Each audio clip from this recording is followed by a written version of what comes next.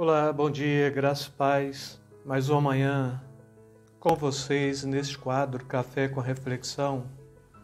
Antemão, gostaria de convidá-los a fazerem aí a inscrição de vocês, deixarem os likes, não é? Ativar o sininho.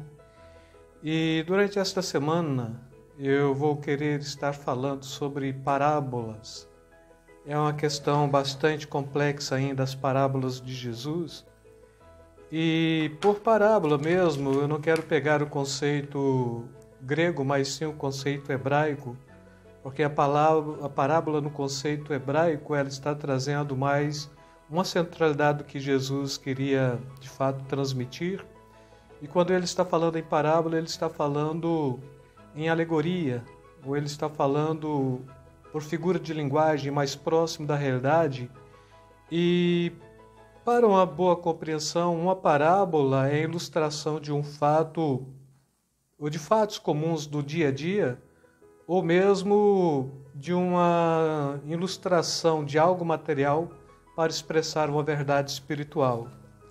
O povo judeu falava muito por ilustrações, por parábolas, por figuras de linguagem, e Jesus ele fala muito por parábola. E quando ele fala por parábola, a questão está aqui pautada em dois aspectos. Primeiro, para pegar algo corriqueiro do dia a dia, algo comum, para ilustrar uma verdade espiritual, mas depois para trazer a compreensão de que de fato o pessoal estava atento para ouvir e tentar discernir o que Jesus estava querendo propor, porque sempre ele estava falando: quem tem ouvidos para ouvir, ouça, não é? E neste contexto, então, ouvir e atentar são duas coisas primordiais. E, posteriormente, as parábolas que precisavam ser refeitas para os discípulos à parte, ele fazia com muita naturalidade. E com este início mesmo, eu queria tratar com vocês de parábola, logo ou pegando algo comum do dia a dia, algo material para ilustrar uma verdade espiritual. Mateus 5, versículo 13, não é? O Sermão do Monte, início. E Jesus está falando: vós sois o sal da terra. Ora, se o sal vier a ser insípido, como lhe restaurar o sabor? Para nada mais presta, senão para, lançado fora, ser pisado pelos homens. Depois, Marcos 9, 50. Bom é o sal, mas se o sal vier a tornar insípido, como lhe restaurar o sabor? Tende sal em vós mesmos e paz uns para com os outros. Quando nós estamos falando de sal no contexto de Jesus, no contexto do Oriente Médio, então a gente remonta aí 2000 anos atrás também, um pouco mais, no contexto do Império Romano, a palavra sal vem de salário, porque salário era a moeda de troca de um soldado romano. E quando João Batista está falando, e os soldados chegam até ele e perguntam: e acerca de mim? Não é? Que ele deveria fazer? Uma das propostas de João Batista é que, de fato, o soldado ele não devia defraudar ninguém e contentar com seu próprio soldo, com seu próprio salário, com seu próprio sal. E aí esta primeira proposta mesmo de parábola, a ilustração de algo comum para ilustrar uma verdade espiritual, Jesus ele está nos trazendo justamente isso: vós sois o sal da terra. Só que a gente, quando pega o conceito de sal hoje, a última coisa que a gente vai pensar na possibilidade é que o sal ele pode se tornar insípido, porque o sal que atualmente nós usamos na nossa cozinha mesmo brasileira é um sal que ele não tem como se tornar insípido, porque ele já é o cloreto de sódio mesmo e acabou. Então o sal nunca vai perder e nunca vai se tornar insípido.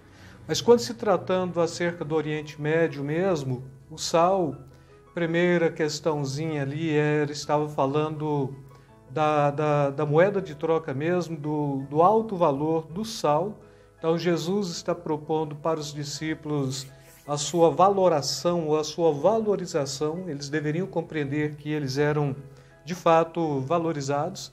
Mas a segunda questão também, fora o sal, estava no fato de que o sal, cloreto de sódio mesmo, um composto químico, ele trazia algumas características interessantes no Velho Testamento, no Antigo Israel, entretanto, porque este sal que nós temos de cloreto de sódio para o contexto do sal do Oriente Médio nos dias de Jesus, este sal ele era tirado, ele era extraído do Mar Morto.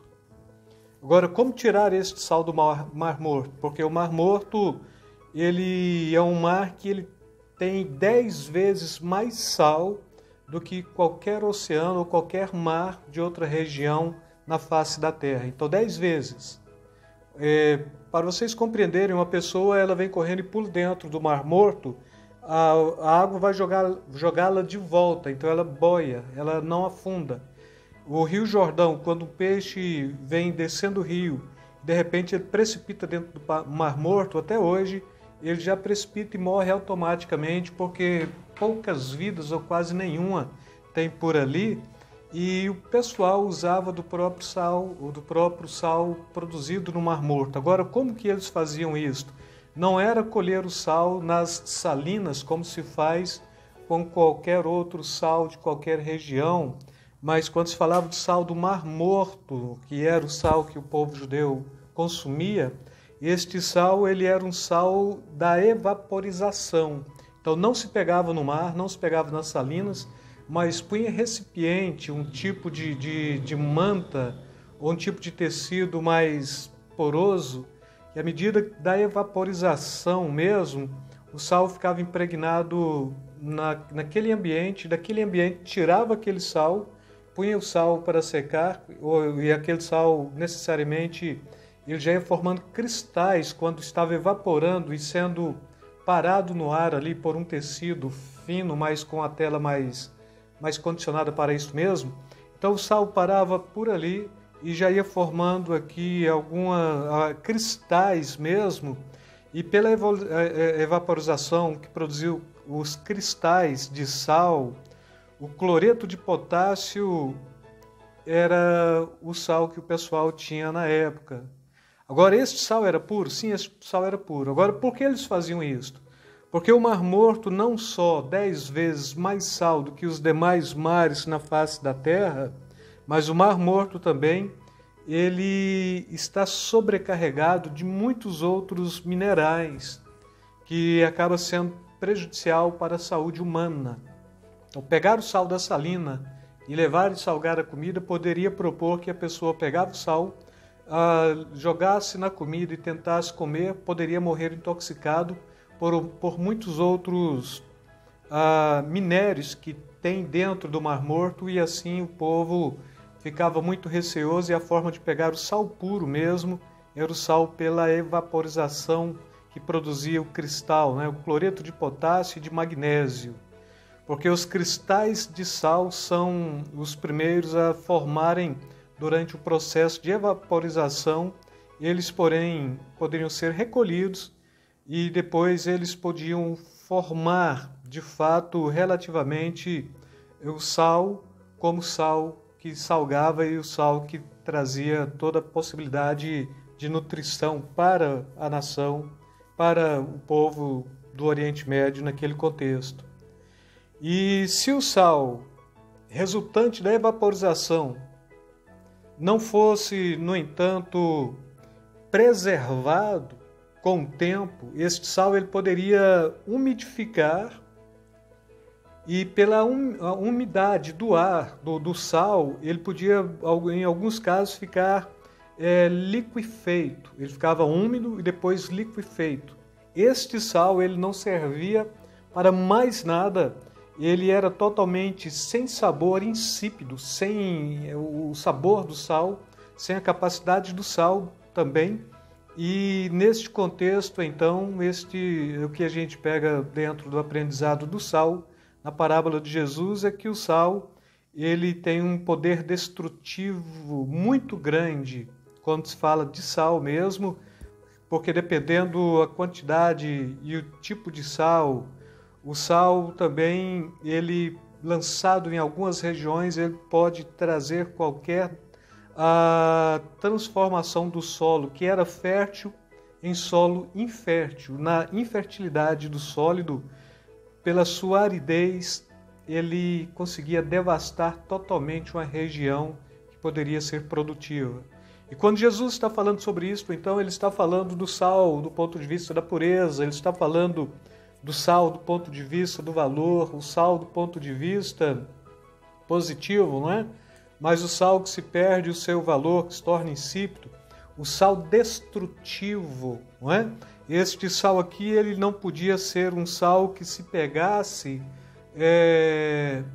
e tentasse usá-lo para a cozinha, ele não serviria. Se tentasse usá-lo para o campo também, ele não serviria. Se tentasse usá-lo para o alimento do gado, mataria o gado. Ele era totalmente destrutivo, era insípido. E aqui então, o que fazia com esse sal? Jogava fora. E qual era a função desse sal? Então tinha muitas regiões que era pavimentada praticamente de sal e pessoas pisavam neste sal.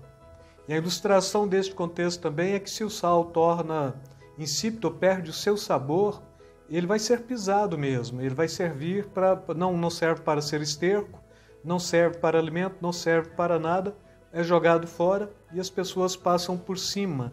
E quando Jesus está falando desta capacidade, a gente vai pegar aqui esse conceito da cristalização, da evaporização do sal.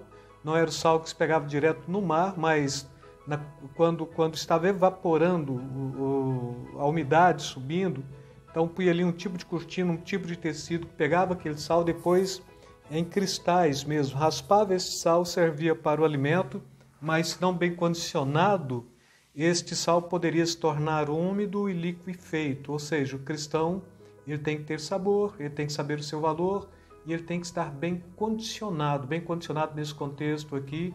Eu quero propor bem guardado, bem preservado, tem que ter a sua integridade, tem que ter a sua condição de proteção mesmo, tem que estar dentro do recipiente certo, tapado de forma certa. Então, o próprio conceito da parábola, quando Jesus está falando de sal, já está falando mesmo do crente que tem que ser puro, do crente que tem que ser reservado, preservado, condicionado, e de outra forma esse crente ele pode se tornar úmido e liquefeito, e se ele se torna assim, ele se torna inútil. E é quando a gente vai pegar esse conceito de Jesus falando também, vós sois o sal da terra, que Jesus está tentando trazer como capacidade do sal, é que o sal ele traz sabor e o sal ele não deixa deteriorar. Então esta é a função. No Sermão da Montanha, Jesus se dirige à multidão e aos seus discípulos dizendo, vós sois o sal da terra, o sal como a característica de impedir a deterioração. Assim também os cristãos devem exercer uma influência moral, eu diria, e espiritual na sociedade em que vive. Então, quando Jesus está falando, vós sois o sal da terra, compreenda o valor que você tem para trazer sabor, para trazer uma influência moral e espiritual para a sociedade. Por suas palavras e atos devem restringir a corrupção espiritual e moral, como o sal invisível no pão, por exemplo, e ainda assim um agente poderoso. Também os cristãos nem sempre são vistos, mas individualmente ou coletivamente permeiam a sociedade, e quando permeando a sociedade, constitui uma força refreadora no mundo perverso e depravador. Então vós sois o sal da terra. Não perca a capacidade de salgar, em nome de Jesus, e não seja este sal com muitos minerais tóxicos que possa trazer malefício para o organismo, nem seja este sal também tirado necessariamente com a sua salinidade 10 vezes maior do que a de qualquer outro oceano, mas seja este sal do sabor que vai trazer estas capacidades, né? Do valor, do sabor, da influência social, da influência espiritual, mesmo na sua invisibilidade, quando então dentro de um condimento, de um alimento também, a igreja e o cristão têm esta proposta de interferir de forma a não ser freado, de forma irrefreada no mundo perverso e depravado. Com isto, quero deixar para vocês este primeiro conceito: vós sois o sal da terra. Fiquem na paz, beijo no coração, amados.